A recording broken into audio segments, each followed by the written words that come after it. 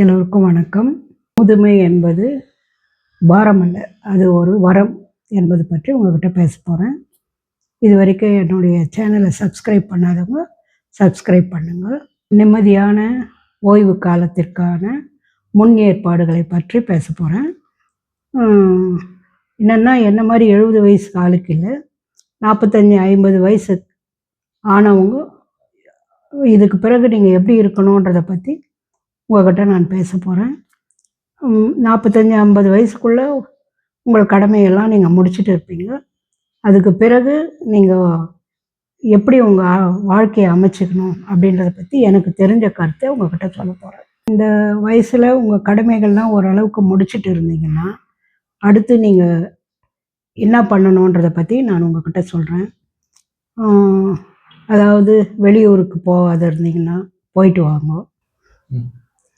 இப்போ நீங்கள் அடுத்து என்ன பண்ண போகிறோம் அப்படின்றத திட்டமிட்டு செயல்பட்டிங்கன்னா என்ன மாதிரி கொஞ்சம் வயசான காலத்தில் ஐயோ அந்த டைமில் இதை மிஸ் பண்ணிட்டோமே, அதை நம்ம பண்ணாத போயிட்டோமேன்ற யோசனை வரக்கூடாது.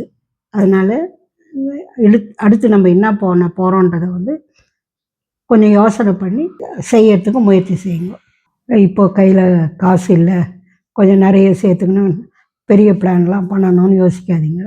இருக்கிறதுல கொஞ்சம் கிட்ட இடத்துக்கு போகிற மாதிரி தான் கூட நம்ம உடம்புல வலு இருக்கும் போதே போயிட்டு வாங்க. காசு நம்ம வயசான காலத்தில் நிறைய இருக்கும், ஆனால் நம்ம உடல் அதுக்கு ஒத்துழைக்காது. அதனால் முடிஞ்ச அளவுக்கு நம்ம பொருளாதாரத்தை பொறுத்து நீங்கள் வெளியே போயிட்டு வந்தீங்கன்னா உங்களுக்கு மன மகிழ்ச்சி கொடுக்கும். அதே மாதிரி உணவு விஷயத்துலேயும் சொல்கிறேன். நமக்கு பிடிச்ச உணவு, பழம், இது நிறைய பொருள் இருக்குது. அதெல்லாம் நம்ம இப்போது சாப்பிட்டு சந்தோஷமாக இருக்கலாம். அதுக்காக நம்ம பேஷண்ட்டாக இருந்துக்குன்னு டாக்டர் அட்வைஸ் பண்ணுற உணவெல்லாம் தவிர்த்துடுங்க. முடிஞ்ச அளவுக்கு சாப்பிட்டுடுங்க. டாக்டர் எது சாப்பிட்ணுன்னு சொல்கிறாங்களோ அதை நம்ம தாராளமாக சாப்பிட்லாம். நம்ம உடம்பும் ஹெல்த்தியாக இருக்கும், அதே சமயம் மன நிறைவும் கொடுக்கும். ஒரு இதாக என்ன மாதிரி வயசாகிட்ட பிறகு ஐயோ நம்ம அந்த வயசில் அதை சாப்பிடாத விட்டோம், அந்த ஃபீலிங் எல்லாம் அப்போது வராது. இந்த ஊருக்கு போகிற விஷயத்தை பற்றி நான் எதுக்கு சொல்கிறேன்னா என்னுடைய அனுபவத்தில் சொல்கிறேன். நான் கனவில் கற்பனைகள் கூட நினச்சி பார்க்காத ஊருங்களுக்கெல்லாம் 63 வயசில் தான் நான் சபரிமலைக்கு போனேன்.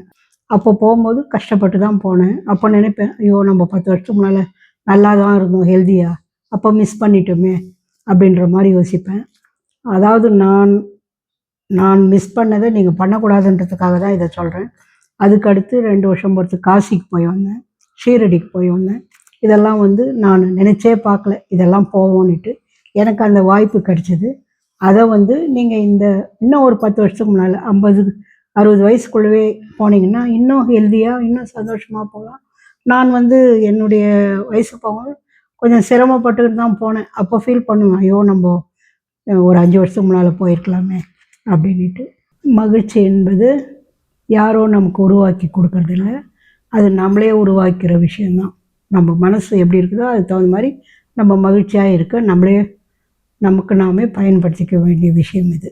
வீட்டில் பெரிய விஷயமோ சின்ன விஷயமோ எதுவாக இருந்தாலும் எல்லோரும் உட்காந்து மனம் விட்டு பேசி அந்த பிரச்சனையை அப்போவே முடிச்சுக்கோங்க. மன நிம்மதியாக இருக்கிறதுக்கு என்ன வழியோ அதை இப்போதே நீங்கள் முயற்சி செஞ்சு முடிச்சுக்கினீங்கன்னா வரும் காலம் நமக்கு வசந்தமாக சந்தோஷமாக இருக்கும்ன்றது என்னுடைய கருத்து.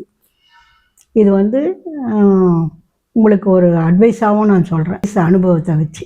அதனால் நான் உங்களுக்கு என்ன சொல்கிறேன்னா, முதல் சொன்னதான் முதுமை என்பது பாரம் இல்லை, அது ஒரு வரம். இவ்வளோ வயசுக்கு நம்ம வாழறோன்றதே ஒரு கடவுள் நமக்கு ஒவ்வொரு நாளும் கொடுத்த கிஃப்ட் மாதிரி. அப்படி நினச்சின்னு வாழ்ந்தோம்னா வாழ்க்கை சிறப்பாக இருக்கும். நன்றி, வணக்கம்.